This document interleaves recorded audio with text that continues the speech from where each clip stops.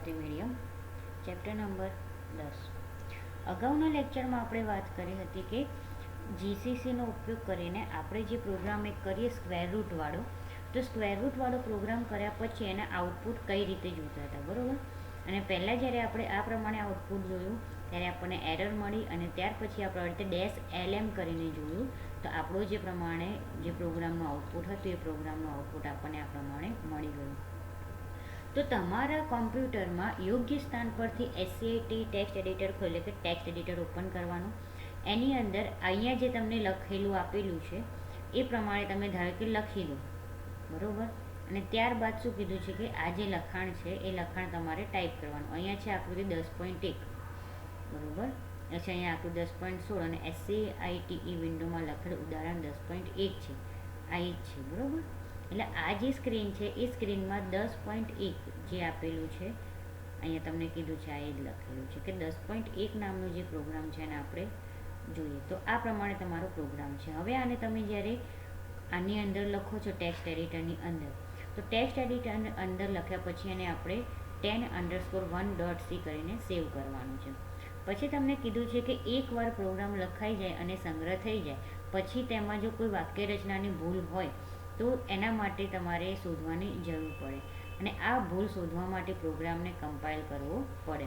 એટલે કે તમે જ્યારે કોઈ પ્રોગ્રામ લખો છો અને પ્રોગ્રામની અંદર કોઈ એરર છે કે નહીં એ તમારે ચેક કરવું હોય તો તમારે પ્રોગ્રામને કમ્પાઇલ કરવો પડે.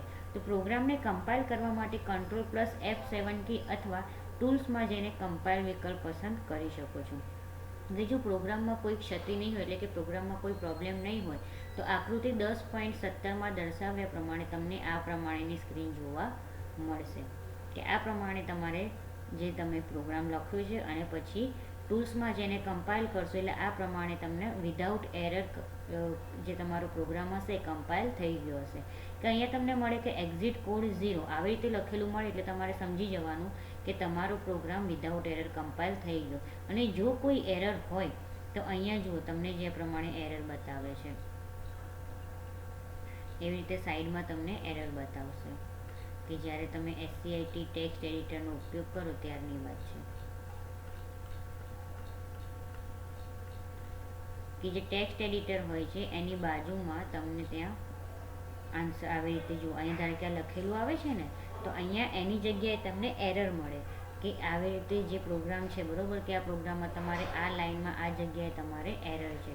તો એ પ્રમાણે તમારે શું થાય કે પ્રોગ્રામ હોય, બરાબર, અને એની અંદર જે કોઈ એરર હોય તો તમને ત્યાં જોવા મળી શકે છે.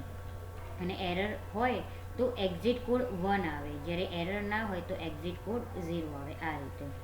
તો અહીંયા પ્રોગ્રામનો અમલ કરીએ એટલે કે પ્રોગ્રામને આપણે રન કરીએ તો અહીંયા તમારે શું કરવાનું છે, F5 કી દબાવી શકો છો અથવા ટૂલ્સમાં જઈને ગો વિકલ્પ પસંદ કરી શકો છો.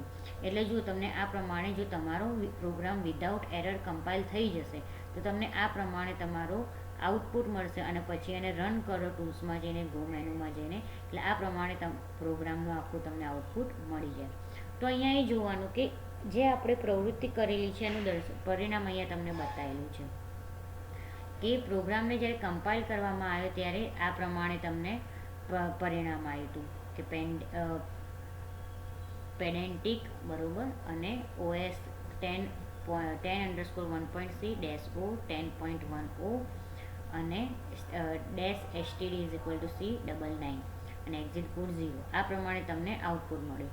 પણ પછી શું થાય છે કે પરિણામ સ્વરૂપે જ્યારે ફાઇલ મળી ત્યારે એ પ્રકારની નથી. જ્યારે ગોનો ઉપયોગ કરવામાં આવશે ત્યારે આ પ્રમાણે તમને જે લખેલું છે એ પ્રમાણે તમને આઉટપુટ મળે છે. તો અહીંયા એ તમને કહે છે કે ફાઇલ પર 2 તબક્કામાં પ્રક્રિયા કરવામાં આવે છે કે પ્રથમ તબક્કામાં ફાઇલને કમ્પાઇલ કરવામાં આવે છે અને 10_1 નામની એક્ઝિક્યુટેબલ ફાઇલ બનાવવામાં આવે છે. આ પ્રક્રિયા પ્રથમ 2 લીટી દ્વારા રજૂ કરવામાં આવી છે.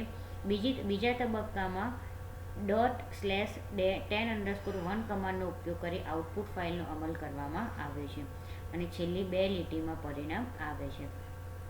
તો F8 કરીને તમે જ્યારે આઉટપુટ વિકલ્પનો ઉપયોગ કરો તો આઉટપુટની વિન્ડો દર્શાવવી કે અદૃશ્ય બનાવવી પણ શક્ય છે.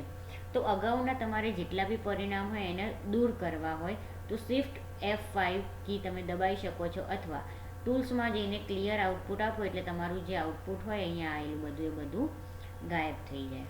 ઓકે. તો અહીંયા જુઓ તમને આપેલું છે કે ભૂલ હોય કોઈ પ્રોગ્રામમાં, ધારો કે 10_2.c વાળો પ્રોગ્રામ છે કે જે સરકમફેરન્સ આપણે પહેલાં બી જોયો હતો, બરાબર. તે સરકમફેરન્સ વાળો જે પ્રોગ્રામ છે, ધારો કે એની અંદર કોઈ એરર આવે તો આ પ્રમાણે તમને ત્યાં એરર જોવા મળે. તો અહીંયા તમને કીધું છે કે સંપૂર્ણ ચિત્ર યોગ્ય રીતે દર્શાવી શકાય તેમ ન હોવાથી અહીં ખાલી શું છે, ખાલી આઉટપુટ જ બતાવ્યું છે, કે આખી સ્ક્રીન નથી બતાવી. તો માત્ર પરિણામ જોવા માટે તમે ઓપ્શનમાં જઈને વર્ટિકલ સ્પ્લિટ વિકલ્પ પસંદ કરી શકો છો. આકૃતિ 10.19માં એરર્સ દર્શાવેલી આપેલી છે. જુઓ અહીંયા આ બધી એરર્સ છે, જે છે ઇન ફંક્શન મેઇન એરર, પછી એ નોટ છે, આ વોર્નિંગ છે, તો આ તમારી એરર કહેવાય. તો એની અંદર એવું કહે છે કે આકૃતિમાં આપેલી 10_2.cમાં જે પહેલું છે એરર સરકમફેરન્સ અનડિક્લેર, એની અંદર છે કે સરકમફેરન્સ નામનો ચલ પ્રોગ્રામમાં ઘોષિત કરવામાં આવે, એટલે કે ડિક્લેર નથી કર્યો, એટલે કે કોઈ વેરિયેબલ, આ અહીંયા સરકમફેરન્સ છે, એ સિવાય તમે કોઈ પ્રોગ્રામ લખો એની અંદર જો તમે કોઈ વેરિયેબલ ડિક્લેર કરવાનું ભૂલી ગયા હો અને જો વેરિયેબલ ડિક્લેર કર્યા વગર તમે એને યુઝમાં લીધું હોય તો તમને આ પ્રમાણે મેસેજ મળે કે સરકમફેરન્સ અનડિક્લેર, અથવા કોઈ બીજા વેરિયેબલનું નામ હોય તો બીજા વેરિયેબલનું નામ અને અનડિક્લેર, આવી રીતે તમને મળે. પછી જે આ ભૂલ સુધારી ફરી પ્રોગ્રામને કમ્પાઇલ કરવાની પ્રક્રિયાનો અમલ કરો. F5 કી દબાવ્યા પછી કમ્પાઇલરને કોઈ ક્ષતિ નહીં મળે તો તે પ્રોગ્રામનો અમલ કરવાનો પ્રયત્ન કરશે. જો કે આપણે પ્રોગ્રામમાં scanf વિધેયનો ઉપયોગ કર્યો હોવાથી આ કિસ્સામાં કોઈ પરિણામ દર્શાવવામાં આવશે નહીં. ઉબુન્ટુની હાલમાં ઉપયોગમાં લેવામાં આવેલી SCITE આવૃત્તિની ક્ષતિ હોવાનું જણાય છે, કારણ કે તે ઉપયોગકર્તા પાસેથી ઇનપુટ માટેની રાહ જોતું નથી અને કોઈ અનુલંબન વગર ફાઇલના નામનો ઉપયોગ કરી આપણે ટર્મિનલ દ્વારા પ્રોગ્રામનો અમલ કરી શકીએ છીએ. પછી છે હવે છેલ્લે સી ભાષાનો ઇતિહાસ, એટલે કે હિસ્ટ્રી ઓફ સી. તો સી પ્રોગ્રામ વિશેનો અભ્યાસ કર્યા બાદ હવે તેના ઇતિહાસ વિશે સંક્ષિપ્ત માહિતી મેળવીએ. સી ભાષાના મૂળ ઈસવીસન 1972માં બેલ લેબોરેટરીમાં નંખાયા હતા.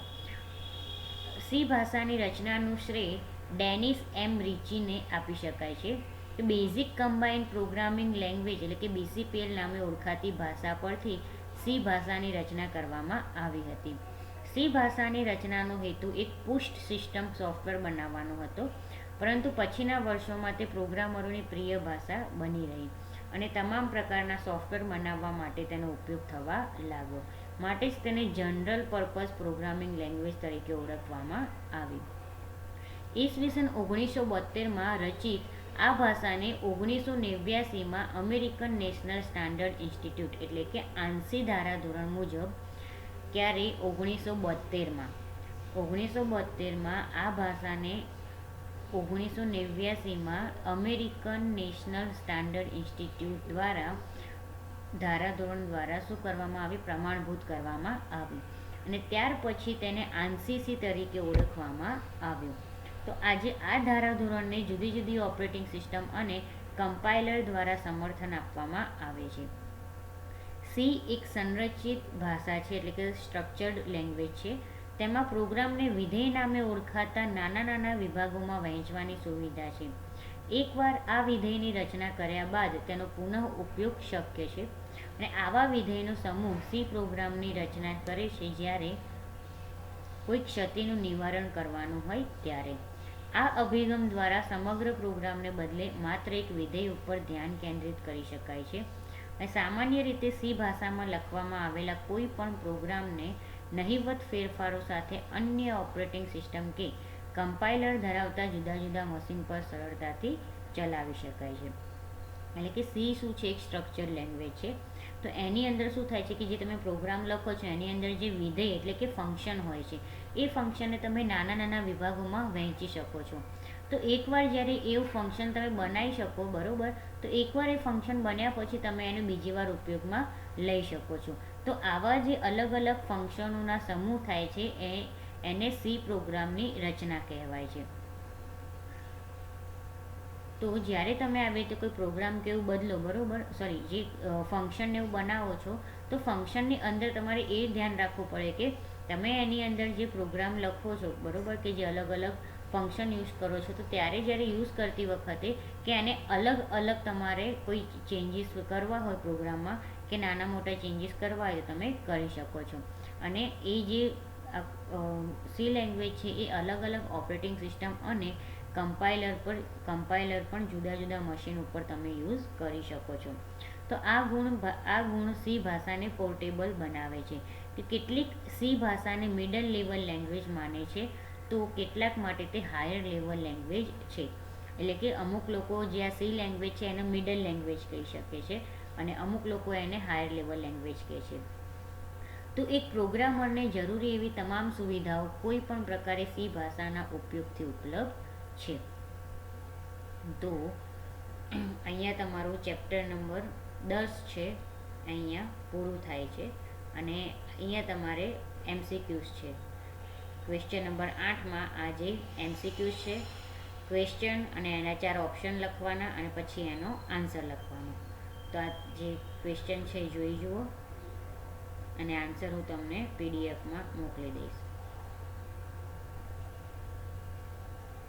તો આ પ્રમાણે તમારે તમારો જે પ્રોગ્રામ છે જે તમારા એમસીક્યુઝ છે લખવાના રહેશે. ઓકે, તો આ લેક્ચરમાં આટલું જ, બાકીનું આપણે પછીના લેક્ચરમાં જોઈશું.